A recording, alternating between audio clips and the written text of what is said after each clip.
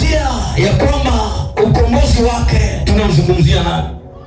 Tunazungumzia mtu ambaye ni roho. Hatuzungumzii mtu ambaye ni mwili. Okay, enjoy baba. Tunataka wale kile kitu ambacho leo tunaenda kukikomboa kidogo. Okay. Huyu ni Edward. Huyu ni mwili wa Edward. Alafu hii ni roho ya Edward. Tutoe mfano. Hii ni roho ya nani? Ndio maisha ya kila mtu alivyo. Kila mtu ana roho na ana mwili. Roho yako na mwili wako ni vitu viwili tofauti. Amen. Haleluya. Amen. Sasa tunaposema ukombozi wa mtu wa ndani, sio ukombozi wa mwili, ila ni ukombozi wa nini? Wa roho. Wa roho yako. Mtu wa ndani ambaye ndio wewe. Mtu wa nje anaongozwa na mtu wa ndani. Okay. Mwili unaongozwa na roho. Roho yako ndio inaongoza mwili wako. Na kila mahali mwili unakoenda unaendeshwa na roho yako. Roho yako ndio inaupeleka mwili kule inataka mwili uende, na mwili unatii ile sauti unaenda. Sasa tunaposema ukombozi wa mtu wa ndani, maana yake tunazungumzia ukombozi wa roho. Jana nilikuwa nasoma na namna hii na niliongea falsafa, na leo pia tutatumia hizo falsafa. Sasa natamani zaidi uweze kuelewa, tutoke watu wengine. Mwili unakula, roho haili. Mwili unafaa, roho haifai. Lakini mwili hauna maamuzi, bali roho ina maamuzi. Mwili hauwezi kwenda mahali fulani, ila roho inaweza kwenda. Mwili hauwezi kuvuka eneo katika imani, ila roho inaweza kuvuka eneo katika imani. Kwa leo tunakomboa mtu wa ndani, ndio tunamkomboa. Mtu wa ndani ndio tunamzungumzia. Sasa tunaweza kurudi kwa Shetani. Kitu anachofanya ili kukuzuia usiendelee mbele, ana tabia ya kufunga fikra ambazo zinatengenezwa na mtu wa ndani. Na njia kubwa ya Shetani ya kuzuia maisha yetu ni kutuzuia katika ufungwa wa fikra. Ufungwa wa fikra.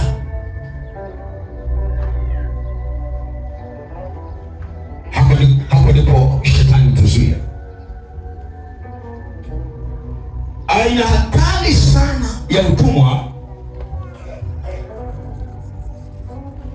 ni pale mtu anaposhindwa kujitambua na kuamini uwezo wake mwenyewe. Na hapa ndipo Shetani hutuzuia. Shetani anapenda kutufungia hapa, ili tusiweze kufika pale. Lazima tubaki huko. Na anatufunga katika eneo gani? Eneo la kwanza ni fikra. Anatuzuia. Falsafa za kiimani zinasema, natamani somo la leo watu wajielewe vizuri. Unaona hapa nilipo? Natoka. Natembea. Nakuja hapa nakutana na ukuta. Unanizuia nisiende wapi? Narudi tena. Kila nikitoka nikija nakutana na ukuta.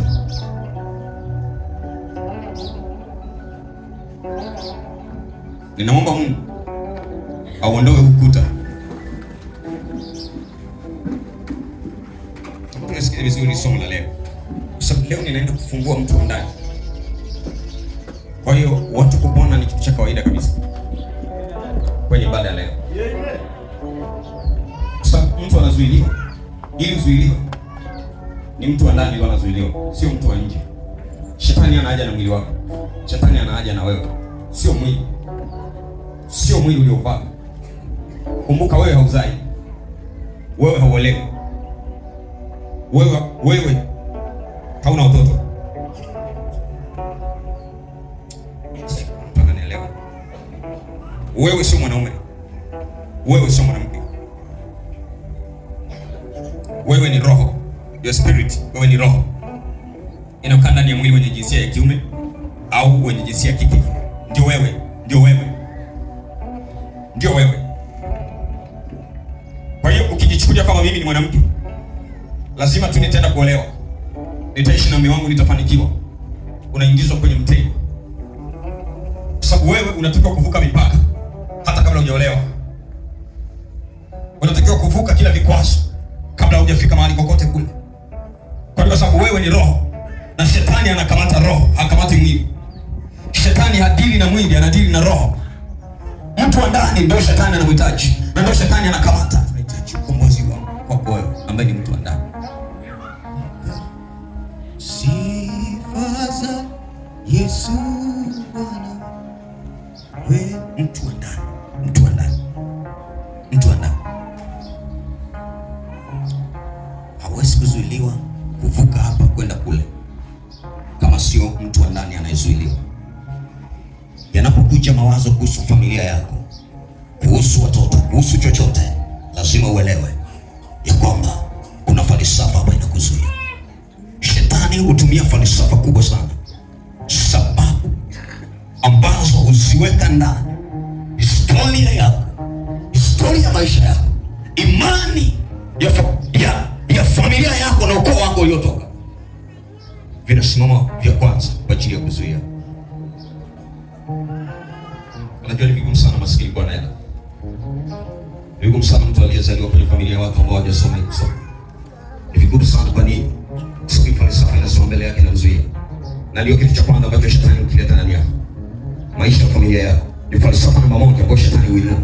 Angalia kitabu kile cha Luka. Imani za kizamani waamini kuwa kuna vitu huwezi kufanya sababu ya historia yako, kabila lako, familia yako au mazingira uliokulia.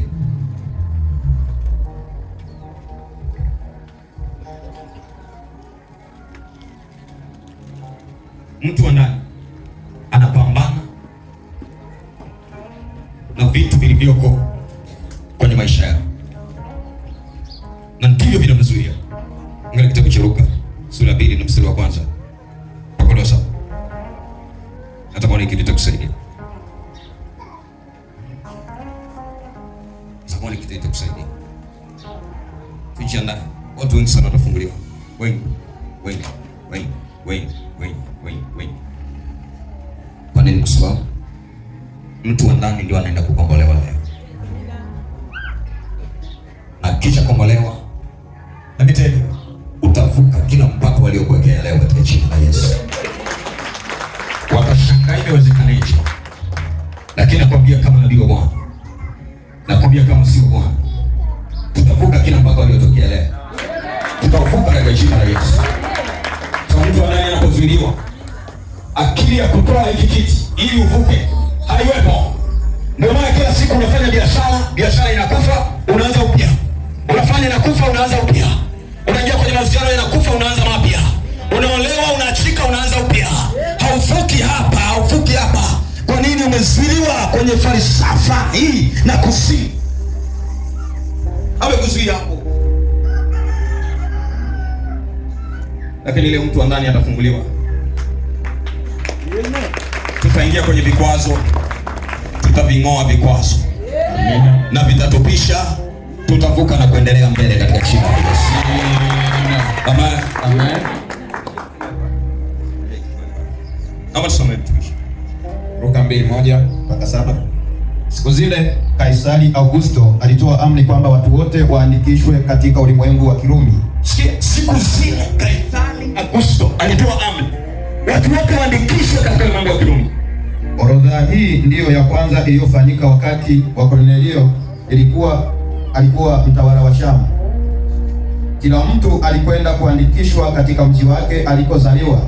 Hivyo Yosefu akapanda kutoka mji wa Nazareti ulioko Galilaya kwenda Uyahudi. Yosefu akapanda kutoka mji wa Nazareti kwenda Uyahudi, mpaka Bethlehemu mji wa Daudi, mpaka Bethlehemu mji wa Daudi, kwa sababu yeye alikuwa ukoo wa nyumba ya Daudi. Alikwenda huko kujiandikisha pamoja na Maria ambaye alikuwa amemposa, naye alikuwa mjamzito. Alienda kujiandikisha pamoja na Maria mchumba wakiwa Bethlehemu, wakati wa Maria kujifungua, Maria ukawa umetimia, naye akamzaa mwanae, mtoto kifungua mimba, akamfunika nguo za kitoto, na kumlaza katika hori la kulia ng'ombe. Akamlaza katika hori la kulia ng'ombe, kwa sababu hapakuwa na nafasi katika nyumba ya wageni. Mtoto anazaliwa, analazwa kwenye hori la kulia ng'ombe. Wamasai mnajua zizini ndipo mtoto alipozaliwa, kwenye zizini ndipo mtoto alipozaliwa. Ndipo mtoto alizaliwa kwenye zizi, katika hori la kulia ng'ombe ndiko Yesu alizaliwa. Okay, tunataka tukajiuliza kitu gani kilikuwa kinatafutwa hapo? Nini shetani alikuwa anatengeneza? Shetani alikuwa anatengeneza ufungwa wa kifikra. Namba moja, kuamini kuwa kuna vitu huwezi kufanya kwa sababu ya kabila lako, mazingira uliozaliwa, familia yako na mazingira uliotoka. Ndio ya kwanza kabisa. Kwa kumlazimisha shetani aandae mtego, watu wahesabiwe kwa lengo la Yesu Kristo kuzaliwa mahali pabaya, ili historia yake iwe mbaya. Historia iandike zizi la ng'ombe, historia iandike mahali pa kulia mifugo, ndio historia iandike mwanaume amezaliwa pale, mkombozi amezaliwa pale. Ili historia ikishaandika namna hiyo, kitu gani kiendelee pale? Historia ikishaandika itamfanya Yesu asifiwe. Namba moja ya Yesu ilikuwa ni kukataa,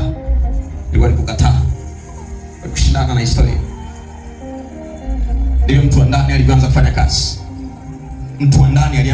Kwa namna hiyo. Kwa shetani anatengeneza mazingira, yale mazingira yanakuweka kwa mtumwa. Yesu anazaliwa katika hali ya umaskini, anazaliwa katika zizi la ng'ombe. Lengo ni shetani anamtengeneza mentality yake, akili yake, ufahamu wake, kila kitu kinaanza kutengenezwa kama mimi nimezaliwa kwenye hali ya umaskini sana, nimezaliwa kwenye zizi la ng'ombe. Shetani anajaribu kuzuia kila kitu kilichoko ndani ya Yesu kwa kuanza kufunga fikra za Yesu, asianze kujiona kama mtu mwingine, aanze kuangalia kama mtu aliyeshindwa. Wangapi leo tumeshindwa kufanikiwa kwa sababu tumetoka kwenye familia maskini? Na sisi leo tunaamini pia kwamba hatuwezi kuwa matajiri. Maisha ambayo wazazi wetu waliishi, na sisi tunaishi maisha haya. Na hata hatuwezi kuamini kwamba tuna uwezo wa kutoka. Na wengi wetu kimbilio letu kubwa zaidi ni kwenda kuolewa, na kwenda kuoa, na kulisika na maisha ambayo tunaishi nayo. Tukila leo tunafurahi, tukikosa kesho tunafurahi, lakini hatuna ndoto ndani yetu, hatuna uwezo. Shetani ameshamzuia mtu wa ndani. Mtu wa ndani haoni njia kutokea. Mtu wa ndani amefungwa. Mtu wa nje ambaye ni mwili wako umemzuia mtu wa ndani, umemfunga mtu wa ndani, na ndio maana sasa unakutana hata maisha yako yanabadilika.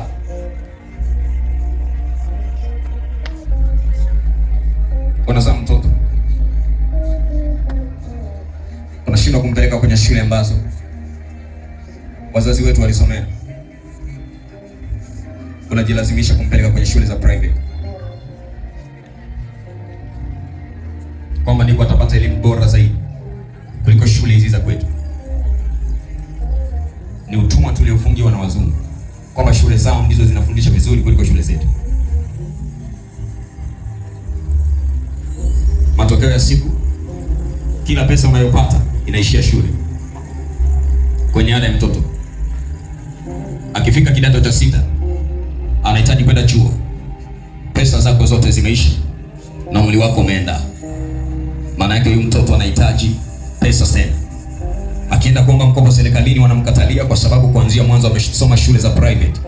Kwa kama wazazi wake wangekuwa hawana fedha wasingemsomesha private. Mtoto anabaki nyumbani. Na wakati hauna kitu. Mwisho wa siku mtoto anakuwa mlevi. Anaolewa.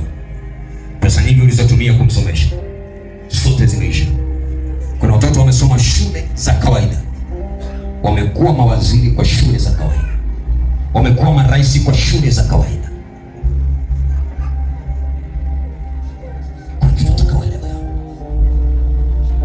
Jana niliongea nikasema, tumezuiliwa, wametuletea dini wakafungua shule, wametuletea dini wakafungua mahospitali. Sisi wametuachia majengo, wametuachia membari, wametengeneza watu weusi kama sisi ndio wachungaji wetu. Wao wanaendelea kunufaika huko waliko chini. Okay, nitolee mfano. Ni watu gani wananufaika na kanisa la Longo na shule za Karmeli zilizoko hapa kwetu? Ni nani ana manufaa ya shule? Watoto wanalipa ada, ila ni shule ya dini, na sisi wenyewe wana dini ndio wa kwanza kupeleka watoto wetu shule, kwa sababu ni shule ya dini, lakini tunalipa ada, pesa nyingi. Hazitunufaishi sisi, zinanufaisha wazungu, zinaenda kwao. Fikra zetu zimezuiliwa, ila wao walitujengea kanisa dogo zaidi la milioni 15. Sisi tukawapa eneo kubwa wakajenga shule, tukawapa eneo kubwa wakajenga hospitali, tukawapa eneo kubwa zaidi kuliko chochote kile.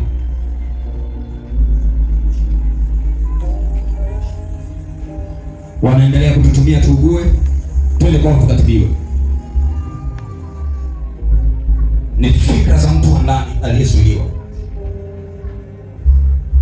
kwa sababu falsafa ya kikoloni haijawahi kumweka Mwafrika kuwa huru. Jana nilisema, na tumetoka kwenye ukoloni, wametuacha hapa, na ndio sina shetani anaitumia.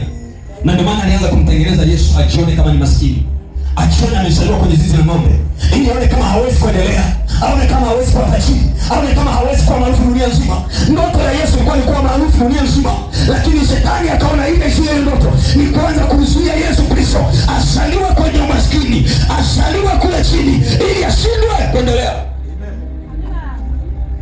Na ndivyo ulivyoelewa. Umezaliwa kwenye maskini, unaona huwezi kuwa tajiri, unaona huwezi kuwa tajiri, lakini unachopiga hatua unakiona kinafeli. Hakuna mtu ataona unaweza kufanikiwa kama wewe, hautaona unaweza kufanikiwa. Hakuna mtu ataona unaweza kuinuka kama wewe, hautaona kuinuka. Waulize wale mabinti wanaofanya kazi za kujiuza, muulize kwa nini uko hapa. Wana mambo mengi moyoni, yameshokatisha tamaa. Mtu wa ndani amesha uawa, mabaki mtu wa nje. Maisha yake ni yeye tu na wanaume peke yake, kwa sababu anaona hana uwezo tena wa kupata chochote. Kuna kitu shetani alikileta ndani yake, ni maumivu, ni nini, chochote. Shetani akamwaminisha hakuna namna unaweza kufanikiwa. Unafikiria kama mtu wa ndani akifunguliwa, kuna mtu atakuwa mfanyakazi wa mtu? Kila mtu atafanya kitu cha kwake, hakuna mtu atakuwa mfanyakazi wa mtu. Tunaendelea kuwa wafanyakazi wa watu. Kwa nini? Kwa sababu sisi wa ndani tumezuiliwa. Sisi wa ndani hatuwezi kujijua. Sisi wa ndani hatuko huru. Sisi wa ndani bado tumefungwa kwenye fikra na falsafa za kuamini kwamba hatuwezi kufanikiwa, hatuwezi kulima tukapata, hatuwezi kufanya biashara yoyote tukapata, hatuwezi kufanya chochote tukapata. Na hata ukienda kulima hautapata, kwa sababu mtu wa ndani bado amezuiliwa. Ili upate lazima mtu wa ndani atoke. Hallelujah. Mtu wa ndani atoke. Oh my Lord, my Father, Yesu Kristo amesaliwa kwenye hori la ng'ombe, lakini anakataa. Mimi sio mchungaji, baba yangu ni fundi seremala, ila mimi sitakuwa fundi seremala. Anakataa.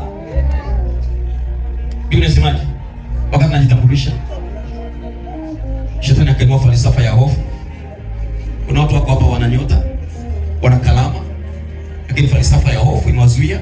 Niliwahi kufanya biashara ikafeli, nimeshindwa hapa, ninahama, ninaenda sehemu nyingine. Nataka nikwambie, hakuna mahali utaenda ukafanikiwa, kwa sababu kushinda na kushindwa kunategemea na mtu wa ndani ambaye ni wewe. Ukihama, ukiacha hiyo biashara ukaenda kufanya biashara nyingine, usifikiri ndio itakufanikisha. Bado na yenyewe pia utafeli. Bado utafeli.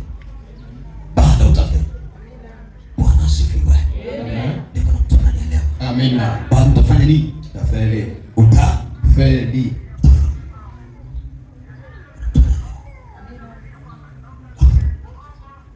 Angalia kitabu hiki. Luka sura ya 4 na mstari wa 28 na 30. Luka sura ya 4 mstari wa 28 mpaka 30.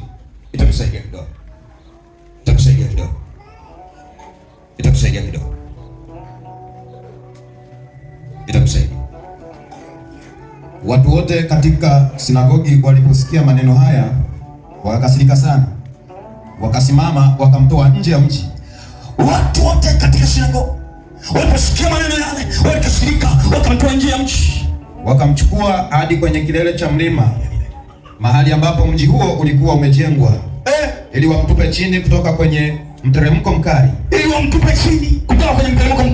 Lakini yeye akapita papo hapo katikati ya huo umati wa watu, akapita katikati ya umati wa watu akaenda zake.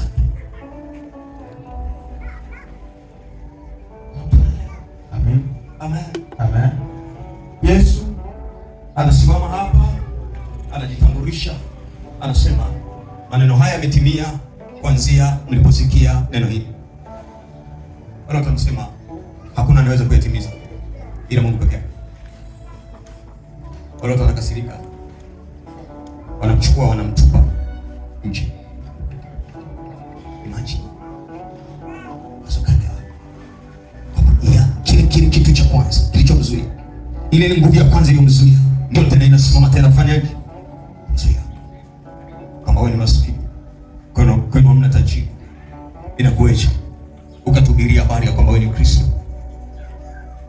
Lakini angalia, Yesu alikuwa anaelewa kwamba kitu cha kwanza, ufunguo wa kwanza ni mtu wa ndani ambaye ni wewe. Mtu wa ndani ndio anaamini. Mtu wa ndani anafanya ndio pendo, anaamini. Imani ni kuwa na uhakika wa mambo yanayotarajiwa, ni maana ya mambo yasiyoonekana.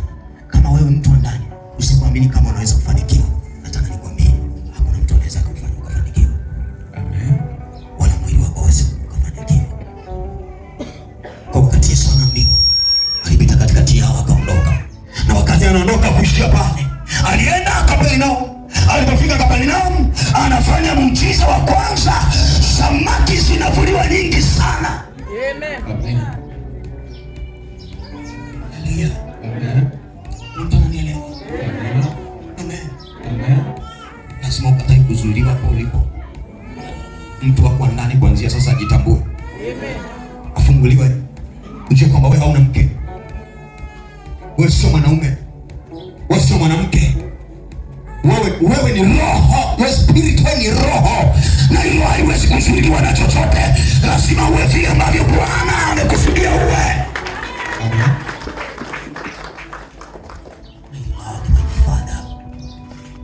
Natamani mbingu ziseme, natamani Mungu akusaidie.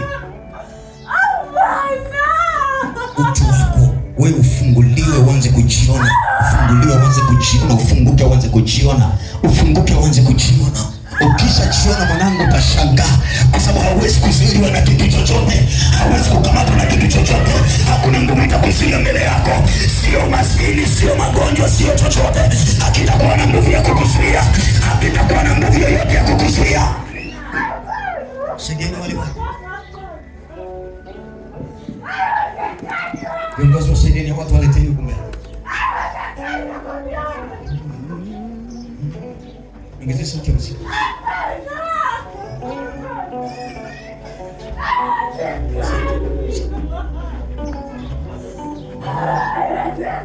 Leta huko mbele.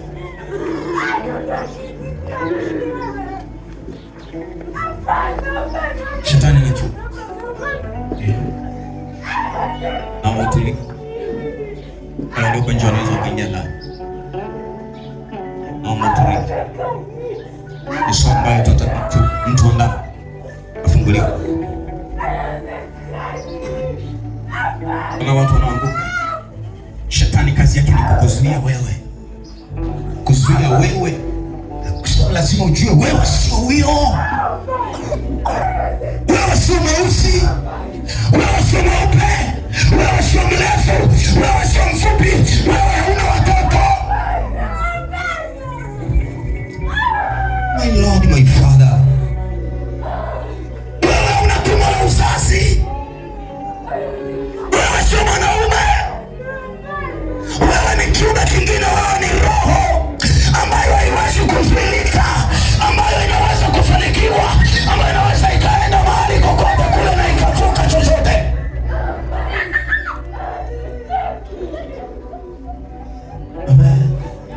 Mimi ni roho, sio mtu. Nikasema mimi ni roho, sio mwanaume.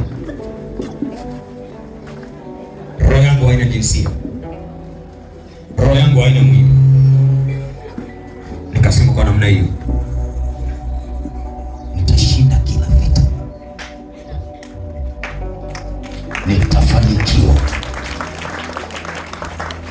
Kila nitakachokifanya kitafanikiwa na nitavuka.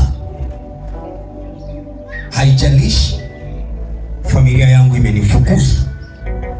Watu wananiona kama Kenya, lakini mimi ndani nilikuwa najiona mtu mwingine. Kinachofanya mtu aone biashara na kesho biashara yake hivi na ashindwa kuinuka tena nini? Anajiona ni mtu wa kawaida, hawezi kuinuka tena kwenye biashara. Siku kijijua ukavaa wewe wa ndani ambaye ulianza kupambana mwanzo, ukanunua magari, ukaona kitu, ukaona vitu, ukawa mkuu. Sema sasa mimi ninasimama mtu wa ndani nisiyekuwa na chochote, ninaanza kutembea, fanikiwa. Utashangaa maisha yako yanaweza. Utashangaa. Shetani anatuzuia kwenye falsafa ya kuzuia mtu wa ndani, mtu wa ndani, kwa sababu hizi akili haziongozwi na wewe, zinaongozwa na wewe wa ndani. Wewe wa ndani ndio unaongozwa, ila sisi tumejiondoa kama ilivyo leo, Hakuna mtu anajichua. Atujui. Okay. Labda niulize swali kidogo. Wewe ni Mtanganyika, ni Mtanzania?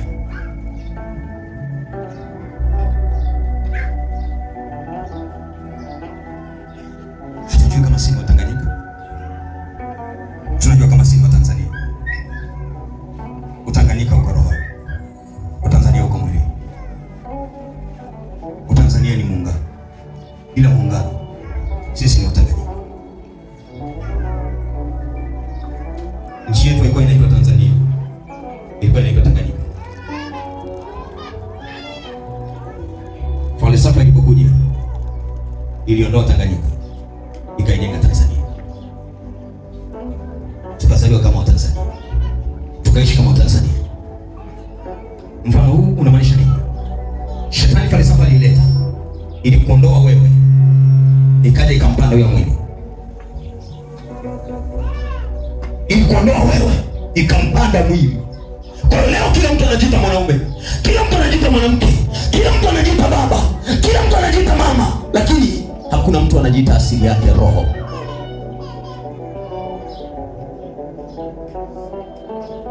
Nani anaweza kuzuia roho? Hakuna kiumbe kinaweza kuzuia roho. My Lord, my Father. Mungu nisaidie watoto wa mtu wa ndani afunguke. Waanze kujiona kwa wao ni watu wengine. Waanze kuona mafanikio makubwa. Waanze kuona kuinuka. Waanze kuona kutembea.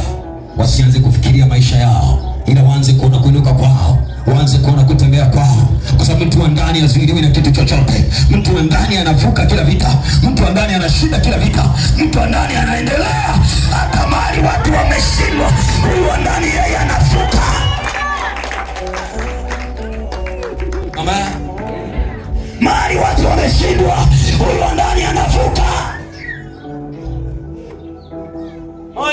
amekaa, huyu wa ndani anaiona njia. Huyu wa ndani anaona njia. Mwanangu, anza kuona njia katika jina la Yesu. Anza kuona njia katika jina la Yesu. Amen. Anza kuishi kama mtu wa ndani. Halafu sema sitazuiwa na jambo lolote. Sitazuiwa na kitu chochote. Kuanzia sasa nimeamua nitafanikiwa. Nitatembea kwa miguu yangu. Nitakuwa tajiri mkubwa. Nitashinda kila vita. Mimi ni mtu wa ndani. Shetani ametutoa tujione kama sisi roho, ametuleta tujione kama miili. Na ndio maana tunafikiria watoto wetu. Tunafikiria tutabani, tunafikiria tutabani. Yesu anamwambia msisumbuke maisha yenu, mle nini, mnywe nini, wala miili yenu ivae nini. Kwa nini? Kwa sababu Yesu alikuwa anazungumzia mtu wa ndani. Je, namna hii kidogo inaweza kukusaidia. Amen. Unaona nini? Mungu afungue macho yako. Mtu wako ndani afunguke. Uanze kujiona kama wewe ni mtu mwingine. Uanze kujitazama kama wewe ni mtu mwingine. Uanze kuvuka kila eneo ambalo walikuzuia. Mtu wa ndani afunguke. Kwa mtu wa ndani akifunguka, imani inaingia. Na imani ikiingia, unaanza kuvuka, kila vikwazo vinaanza kupisha. Kila vikwazo vinakupisha. Maana kila jambo unaloliona gumu, unashangaa linakuwa lepesi mbele yako. Unajiuliza inawezekanaje? Kumbe mtu wa ndani sasa amekuwa huru. Mtu wa ndani amekuwa huru. Yule mtu ambaye haolewi, yule mtu asiyezaa, yule mtu asiyefanya kazi, yule mtu wa ndani amekuwa huru. Sasa unaanza kuishi kama mtu wa ndani. Hauishi kama mtu wa nje tena. Unaishi kama mtu wa ndani. Ukitembea ni kama mtu wa ndani. Ukiongea ni kama mtu wa ndani. Sasa nilikuwa naongea na rafiki yangu. Ni jirani yangu. Anaambia wazi, sema bila shangaa. Sauti yako. Kwa nini? Unajua sauti yako ina utisho mkubwa sana. Ina utisho mkubwa sana. Kasi mmoja kati ya watumishi ambao Tanzania wana sauti hatari sana. Yaani wakati wakiwa wanaongea, hata kama unaongea kawaida, sauti yako inakuwa na nguvu fulani ndani yake. Sikumwambia siri, nikamwambia nashukuru. Lakini si ni kuishi kama mtu wa ndani. Hata nikiwa sina hela, si wazi kuweza kupata hela. Kwa sababu siishi kama mwanadamu. Naishi kama roho ambayo nitapata kila ninachotaka. Na kila ninachotaka kitafanikiwa. In the name of Jesus. Kwa Yesu anazuiliwa. Ukiangalia ile Luka pale, tusome pale Bwana. Anatupa chini. Amen. Anapita katikati yao, anaondoka. Ukisoma kwanza sura 31, anafika Kapernaum. Haijalishi kule wamemkataa, haijalishi kule wamesema haiwezekani, haijalishi kule wamekataa huduma yake. Anapofika Kapernaum, anaanza kufanya miujiza. Samaki wengi wanatokea. Rabashanda rabashika. Ukiishi kama mtu wa ndani, utaanza kuona maajabu. Hata unapofikia mwisho, unaona hakuna njia ya mpendo tena. Unaona hakuna njia ya kuendelea tena. Unaona hakuna njia ya kupita. Lakini mtu wa ndani unamsikia anakuambia, songa mbele, hapa kuna njia. Songa mbele, hapa kuna njia ya kuendelea mbele. Miujiza inatokea Kapernaum. Hakukatishwa tamaa na yale maneno. Hakukatishwa tamaa na mazingira. Hakukatishwa tamaa na watu waliomtupa nje. Wakamwambia wewe hauwezi kuwa mtumishi. Alichukua kama fursa ya kuonesha kama mimi sio mwanadamu anayeongea. Mimi ni roho inayosema. Naelewa? Wakati unasubiria anguko lako, utaferi zaidi ukiwapa ushindi. Na kuwapa ushindi niwe kubaki kwenye mwili. Utawapa ushindi. Fahamu mtu wa ndani. Kaa kama mtu wa ndani. Ishi kama mtu wa ndani. Tembea kama mtu wa ndani. Ni kweli sina wateja. Mimi ni mtu wa ndani, sio wa nje. Natembea kama mtu wa ndani, sio wa nje. Biashara yangu haina mteja hata mmoja, ila natembea kama mtu wa ndani. Sitembea kama mtu wa nje. Haina mteja hata mmoja. Natembea kama mtu wa ndani. Rabashanda. Ninakaa kama mtu wa ndani. Retoshate. Lazima ukae kama mtu wa ndani. Haleluya. Gideoni alitoka kaenda kupigana vita. Wale wanaenda kupigana vita. Mungu akamwambia Gideon, nataka nikufundishe. Gideon akamuuliza Mungu, unanifundisha nini? Nataka nikufundishe kupigana vita. Gideon akamwambia Mungu, nasikia maneno tunasema hii vita tutashinda. Mungu akamwambia Gideon, sasa nataka nikufundishe. Kwa askari wangapi? Gideon akasema 500. Akamwambia nenda na mto.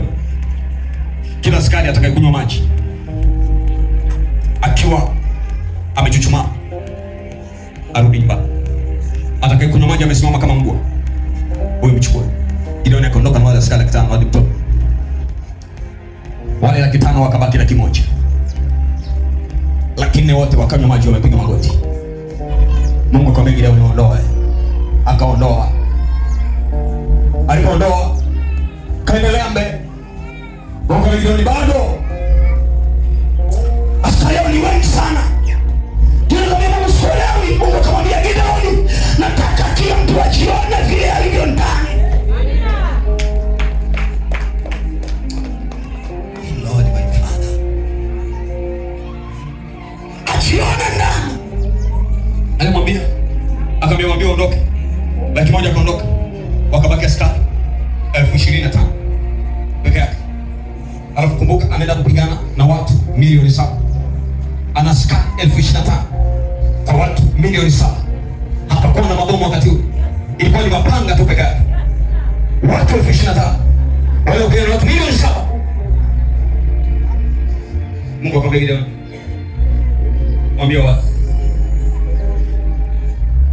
mwambie kwamba askari mmoja ana uwezo wa kupigana na watu zaidi ya 1,000.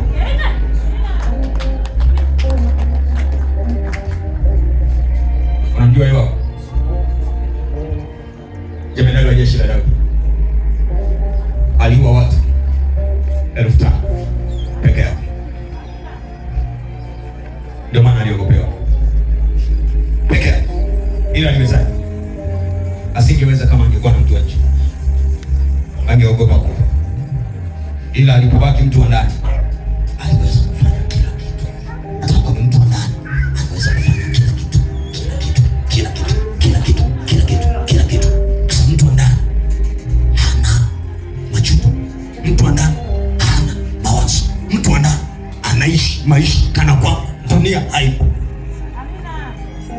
Unasema ajionavyo mtu na nafsi sio mwili. Nafsini mwake ndivyo alivyo. Nafsini mwake ndivyo alivyo. Yosefu alifanikiwaje? Alijiona waziri mkuu. Alijiona nani? Anatembea kama, anafanya kazi kama, anaishi kama, mwisho wa siku akawa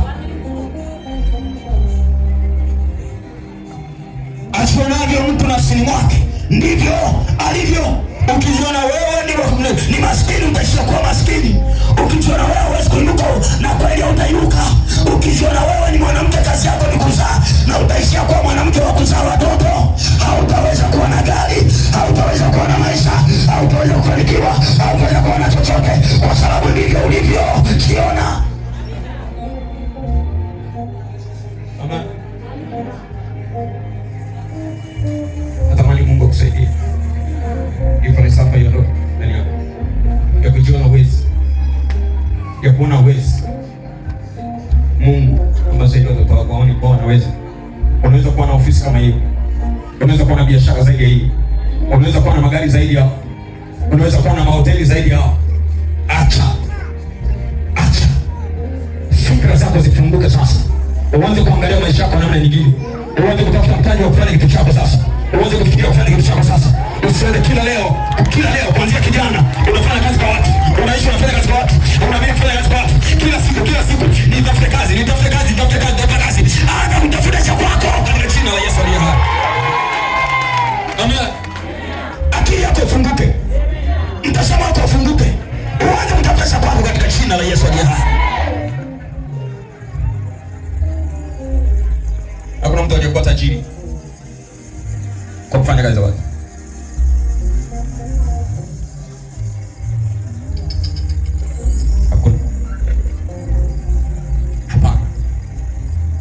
Akili yako lazima ifunguke. Nakwambia tena, lazima ifunguke. Lazima ifunguke.